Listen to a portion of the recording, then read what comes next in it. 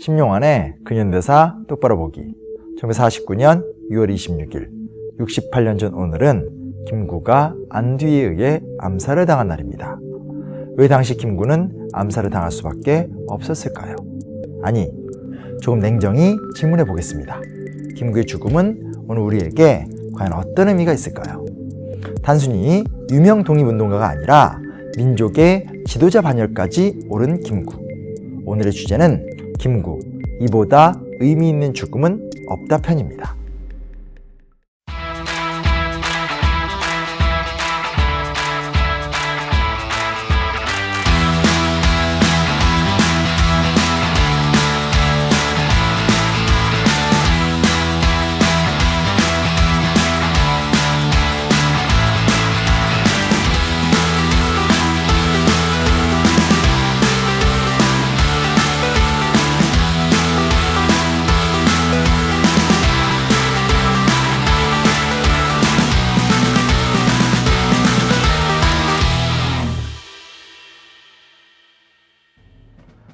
대한민국 임시정부 처음과 마지막을 이끌었던 지도자 백범 김구. 광복 이후 그의 상황은 어땠을까요? 1945년 8월 15일 나라는 광복되었지만 당시 김구는 국내에 들어오지 못하게 됩니다. 그가 귀국하지 못한 이유는 미군정이 그 입국을 반대했기 때문입니다. 미군정은 임시정부의 정부 자격을 인정하지 않았고 그러한 의도로 당시 대한민국 임시정부 주석이던 김구의 귀국을 불허했습니다. 결국 김구는 개인 자격으로 입국하는 수모를 겪게 됩니다. 그리고 1945년 12월 해방이 된 지 몇 개월 만에 상황이 미묘하게 바뀝니다. 모스크바 3상회의에서 미국과 소련은 조선을 5년간 신탁 통치하기로 합의를 보았고 그로 인해 심각한 좌우 갈등이 발생한 겁니다. 당시 우익 진영, 즉 민족주의 진영은 신탁 통치를 반대하는 입장. 그리고 이 순간부터 문제가 생기기 시작합니다. 소련과 공산주의를 반대하는 것, 반대만 하면 그것이 곧 우익이라고 불리우는 세상이 되어버린 것입니다.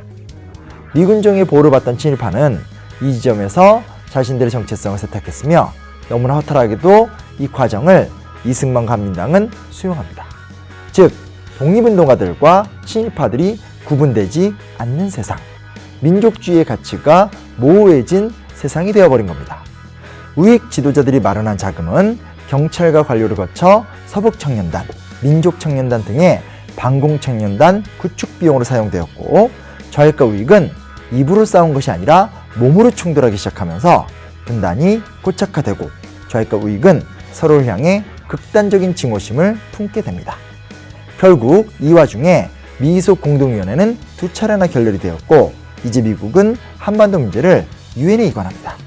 소련과 대화를 하지 않으며 남북한 분단을 공식화하겠다는 말입니다. 그리고 바로 이 시점에 김구는 전혀 다른 선택을 합니다. 지금 독립정부의 수립이 당장에 가망 없다고 해서 단독정부를 세울 수는 없는 것이다. 3천만 동포 자매 형제여, 지금 나의 하나뿐인 염원은 3천만 동포와 손잡고 통일정부를 세우는 일에 공동 분투하는 일이다. 조국이 원한다면 당장이라도 이 한 목숨 통일재단에 바치겠노라. 나는 통일정부를 세우려다가 38선을 베고 쓰러질지언정 일신의 구차한 안위를 위해서 단독정부를 세우는 일에는 가담하지 않겠노라.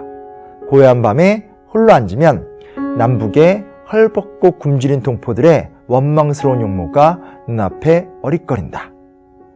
부시 여기에 이름에 가슴이 막히고 눈물이 앞을 가려 말을 잇지 못하겠노라. 3천만 동포자매 형제여, 나의 이 애달픈 고충을 명찰하여 다시 깊이 생각하시라. 이승만은 남한만의 총선거 실시에 찬성하였지만 김구를 비롯한 민족주의자들은 통일정부를 주장하며 끝까지 반대를 합니다. 이후 김구는 좌합적 지도자 김규식을 설득하여 북행을 결정합니다. 남북 지도자 회담을 제안하며 분단의 위기에 인생 자체를 내던진 것입니다.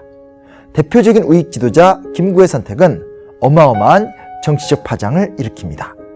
해방 이후 수년간 보여준 공고한 우익 행보와는 상반된 흐름이었으니까요. 나는 혁명가다. 혁명가는 낙관적이어야 한다. 하지만 당시는 분단 정부 수립이 기정사실화되었고 김일성 또한 평화적 통일 정보 수립에는 관심도 없던 상황. 결과적으로 남북협상은 대실패로 끝나고 맙니다. 결국 김구는 좌익과 연계해서 나라를 뒤집는다식의 유언비어에 시달리며 1949년 6월 26일 사주였던 경규장에서 총에 맞아 사망하게 됩니다. 김구를 암살한 인물은 당시 육군장교 안두희. 안두희는 월남에서 서북청년단에 활동하고 이승만 핵심 그룹인 88구락부 중에 한 사람이었습니다. 그의 배후에는 이승만, 김창룡, 장택상, 심지어 미국이라는 설까지 있지만 확실한 정황은 아직까지도 밝혀지지 않았습니다. 하지만 범행 직전 이승만을 만난 적이 있다는 점과 김구 살해 이후 이태원 형무소에서 초호화 생활했다는 점, 그리고 무기징역에서 15년, 10년으로 감형이 되더니 6.25 전쟁이 발발하자 이승만은 그를 석방시켜 육군 특무부대 문관으로 특별 채용합니다. 그리고 1953년 2월 15일 그는 완전히 복권이 되어 이승만 정권 내내 엄청난 사업적 성공을 누리게 됩니다. 민족의 지도자를 살해한 인물이 받아야 하는 죄와는 전혀 어울리지 않는 행복 아닌가요? 하지만 처참한 죽음은 놀랍게도 김구를 대단한 독립운동가에서 민족의 인물로 격상시킵니다. 민족밖에 없으며 통일만이 대답이다라는 실천은 이후 분단관계 해소를 위한 모든 노력의 시발점이 되었기 때문입니다. 역사를 살아간 사람 김구. 우리도 살아봅시다. 김구처럼 말입니다. 김구처럼.